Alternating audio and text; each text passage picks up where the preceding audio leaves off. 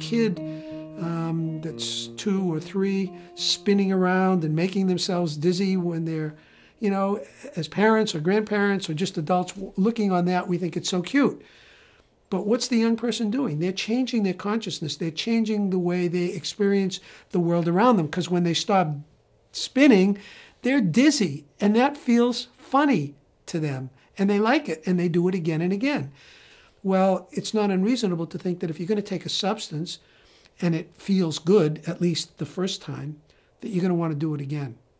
And we have made, I think, a huge mistake by suggesting to young people that you shouldn't take drugs because they're dangerous and they will make you feel bad, when we don't address in a candid way the fact that, at least in the beginning, some of these drugs are going to make you feel good. From the beginning of time, certainly human beings have sought different products, different natural and synthesized products to alleviate stress and to just feel better. So, it is definitely a driving, almost survival mechanism inside of the human brain to feel relief and to feel better. We live in a drug culture that promotes the consumption of drugs to feel good. And people take drugs for virtually every conceivable reason to feel good. And so it's not unreasonable to think that when you're 11 years old or 15 years old or 25 years old and you want to feel good, you're thinking about all the different messages that you've had about how does one feel good in this culture, and it's to take a drug. If during your adolescence you learned that when I get high, I feel better, then that's what you've learned, is that getting high makes me feel happy, it makes me not bored, it makes me cool, it makes me feel connected. That becomes their only coping skill. That's it. If things are good, they use. If things are bad, they use. If they're nervous or anxious, they use. If they don't feel good, they use. That is the nature of substance dependence. Any drug, whether it's coffee or it's heroin, that makes you feel different is addicting. And I don't care if it makes your brain feel different or your body feel different. If you like it, you're going to want it. It's as simple as that. And when you get sober, if you can't find something in our culture, in your life, that makes you happy, even a little bit, then it's not going to stick.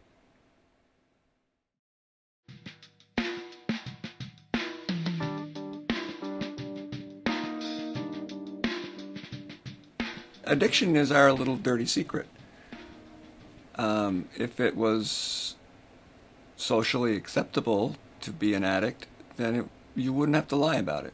I think what's tricky about addiction and the stigma and the ease in which we criminalize it, sort of blame it on them, and still kind of go to that moral reasoning of, well, it was their choice, and so it was their choice to pick this habit up. I think that's the issue, is that, well, nobody forced them to do this, so they still did this to themselves. And that's what makes it different, possibly, than other health issues.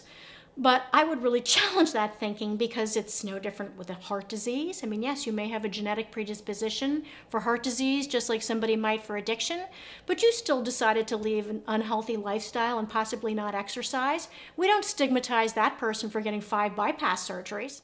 For many, many people who look at this issue,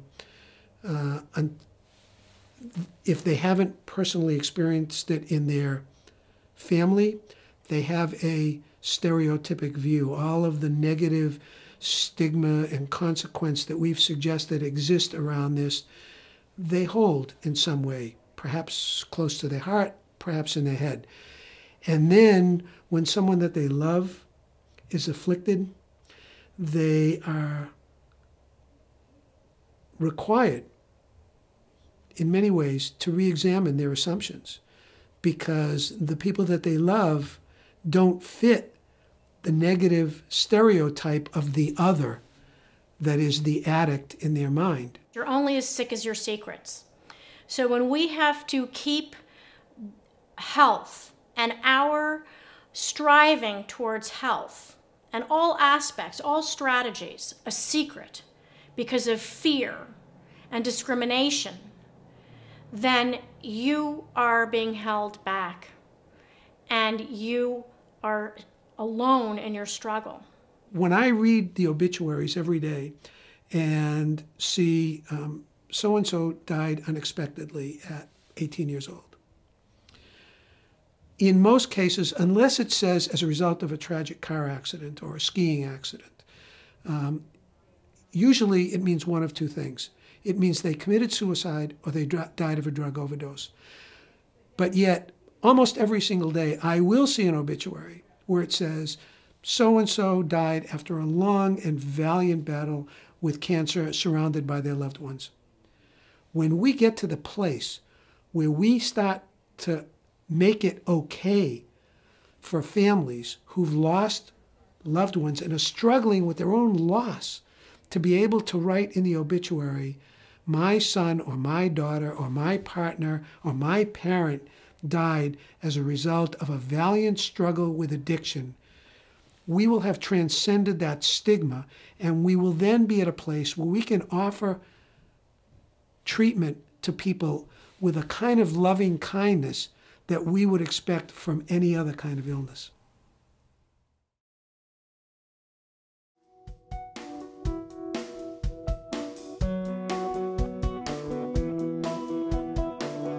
Dr. Fred Holmes did a really good job trying to explain to my troops here that if left untreated, these individuals are going to live an unproductive life.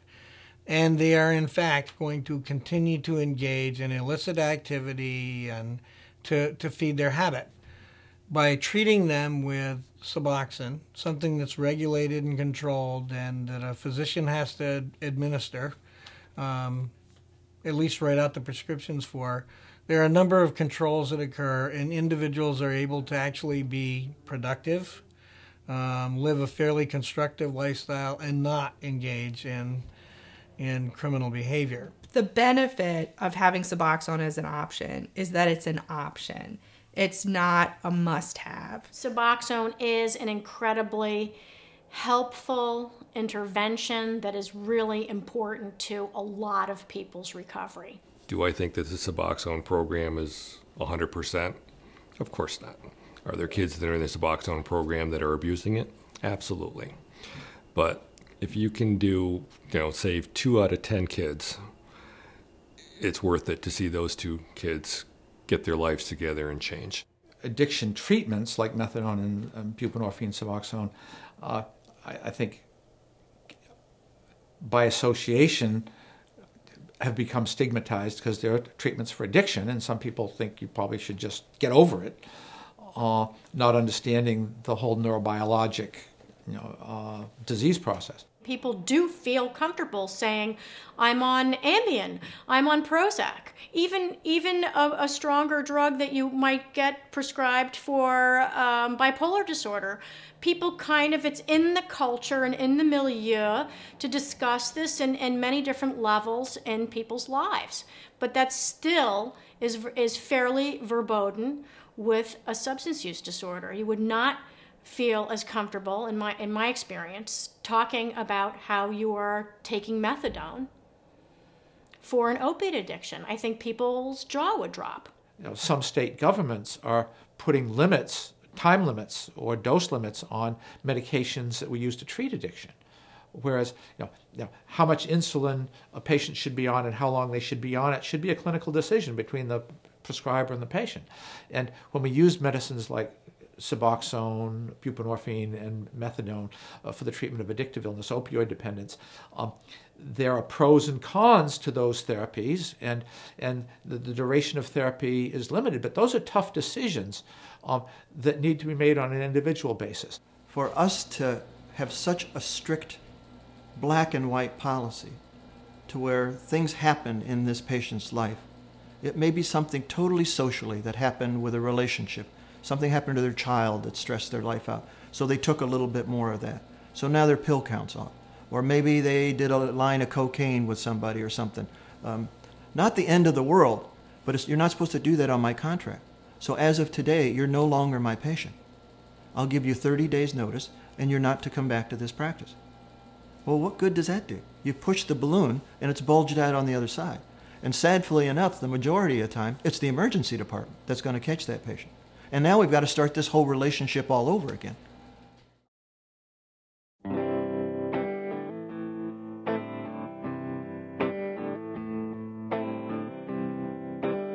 A lot of people have been coming and asking us, treatment providers, this type of a question. I want Suboxone. I want to come to Spectrum or Howard or this program or that program because I want Suboxone. I've heard about it from all my friends. I need Suboxone. I want Suboxone. What we would like to shift the conversation to is, hello, I need help. I am addicted to opiates. I'm not really sure what's going to help me, and I'm looking for somebody to work with me to help me change my life. Sadly, we have naive young people, often late teens, early 20s, coming into the hospital. I need Suboxone. They know they have a drug problem. They've had consequences, financial, relationship, legal, often, and they want the medicine that's going to help them, and that is dangerously naive. So, is it a valuable and necessary tool to be in the toolbox? Absolutely. Do we need to look at how it's being dispensed and what kinds of controls exist and what kinds of expectations should be in place for physicians who are dispensing it? Absolutely. This pill does not give them social skills. It does not give them parenting skills. It doesn't give them anything other than a chance. And all of the rest of it has to come from those of us who work in this business, who provide treatment. So we need to shift the conversation from people demanding a drug because they've been marketed to and their friends have basically sold them on these things, to really understand that they have a problem and that is only one tool to dealing with their problem. I've had clients who've been successful in their recovery using Suboxone as part of their toolkit, and I've had others who have been total abstinence. So being sober is meaning I'm not putting any mood-altering substances in my body. We want to get to the other side of the mountain. We can go over the top of the mountain. It's going to be more work, more strenuous. We'll get better views at the top, but we'll get to the other side. Or we can take the side path around the mountain. It's less work, the views won't be as good, but we'll get to the other side. And in that analogy, I think going over the top is like going medicine-free, and going around the side is like taking a maintenance medicine like methadone or buprenorphine. And so neither one is, I would say, intrinsically better, but you make your trade-offs either way. People recover differently, all different ways, all different rates, and there's no template. It is a self-selection menu of options, and the recovery is the art and the science of each person discovering what works for them. What I encourage people to do is to reprogram how they think, reprogram how they solve life's difficulties. Instead of thinking, what can I take, think, who can I talk with? The thread that goes through all of the success stories of my clients that I've worked with is their involvement in the recovery community, being part of AA or NA. So recovery for opiate disorder, any addictive disorder, mental health problems, and from any health problem is really about learning how to live differently. It really goes back to the word I used previously of habilitation. You're learning how to live again without the thing that was such a strong influence in your life.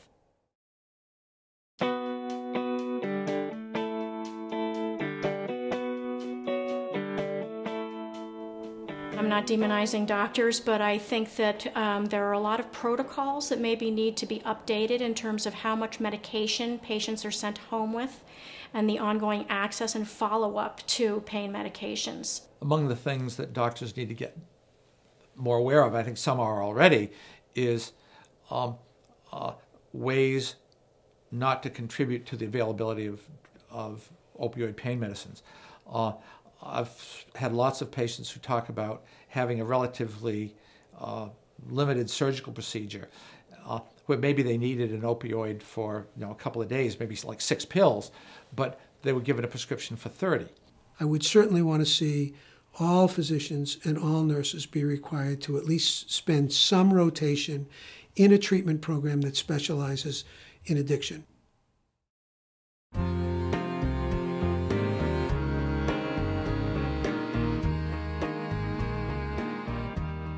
If we say that somebody is in remission from cancer, we feel good about that.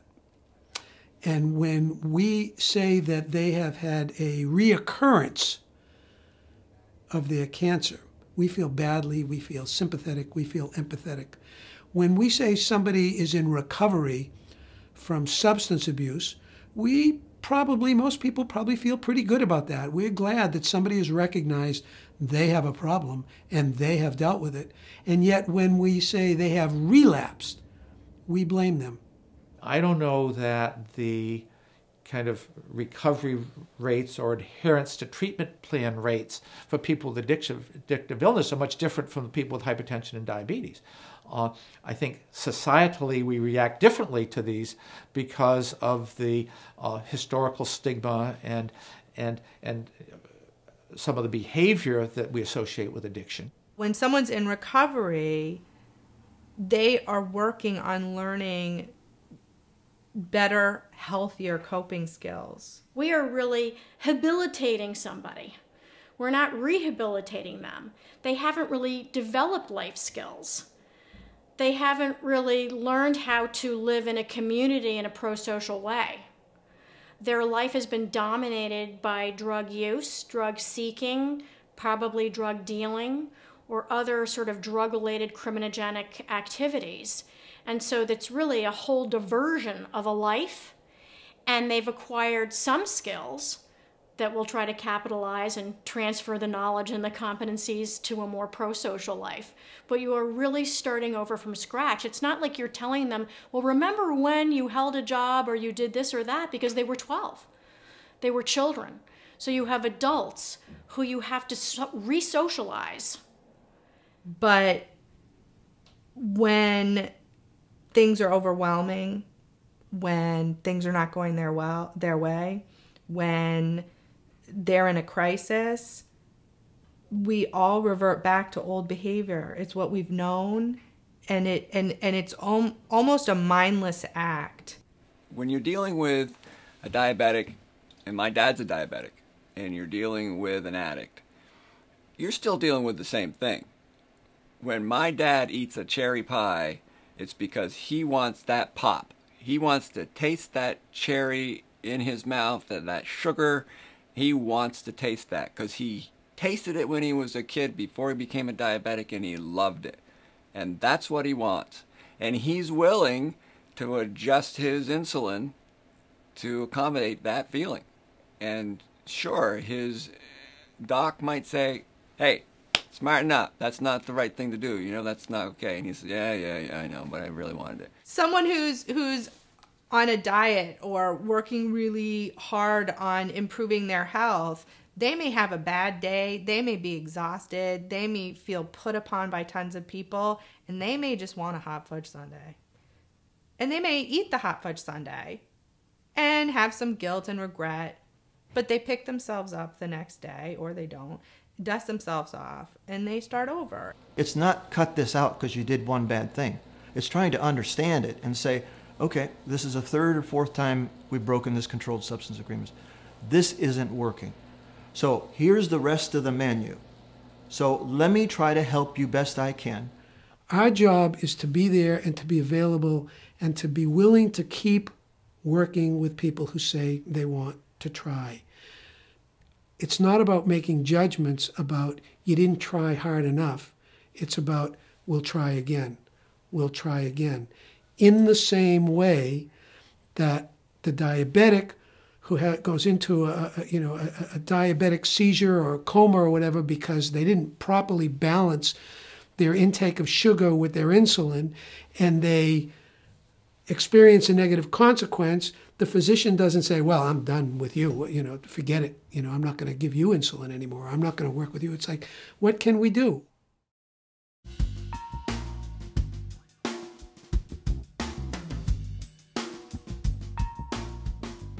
We saw a shift from the crack cocaine to prescription pills, mostly Oxycontins, oxycodones, although Vicodin was in the mix, Percocet was in the mix. There was an increased amount of chronic pain coming into the department, or pain in general, that the patients that were coming in were becoming much more aggressive. They knew what drug they wanted, they knew how much they wanted, and they weren't going to leave until they got that. The problem with drug addiction is there's the criminal element that's associated with it. The criminal element that sells it, the criminal element that takes it, the criminal element that will be breaking into houses, stealing things to support it. It's ludicrous to think that we can just arrest everybody and put them in jail. We are spending a tremendous amount of money incarcerating so many people. We are at the same time underfunding all of the treatment systems and medical systems that should be rallied and promoted instead. There's more people that are addicted that want to seek help than there is places to provide help. We need more prescribers for medicines like buprenorphine. And a lot of doctors resist doing that because by virtue of their education, they were not well prepared for it. We have waiting lists all around the state for individuals, particularly with opiate addiction, that need to be addressed. We have a resource issue in terms of having the skilled clinicians and physicians and nurses who both want to take this population on because it is demanding, painful, challenging work. And so we don't have the workforce that we need, and so that makes it even more difficult.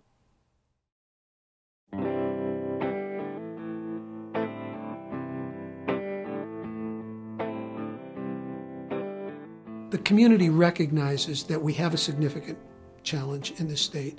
And so acknowledging the problem is truly the first step in addressing it, because if you don't believe you have a problem, you're not going anyplace. We have a problem. This isn't somebody else's issue. We have to acknowledge we have a problem, because until that happens, the resources necessary to fix it will never happen. We first had to be willing to admit and acknowledge the problem. And we had to, the whole community had to do that. Then it took a strong collaboration between citizens, the medical community, the pharmaceutical community, health department, mental health personnel, corrections. And we met monthly. And the relationships that we built in that, and the understanding of the interrelationships and the multidisciplinary approach to patient care was phenomenal. You know, it really takes education, prevention, and enforcement, and we all play a role in that. You know, if you're the doctor who stops giving somebody the prescriptions because you know or strongly suspect that they're abusing that prescription, you have the ability to be an enforcer too. That's where this integration of resources, whether you do it in one building or whether you have resource base and easy access and integration into local resources, then that doctor becomes a much broader provider, because he's not only using himself, he's using the whole team. I think people in recovery do appreciate life more and are more connected to everything.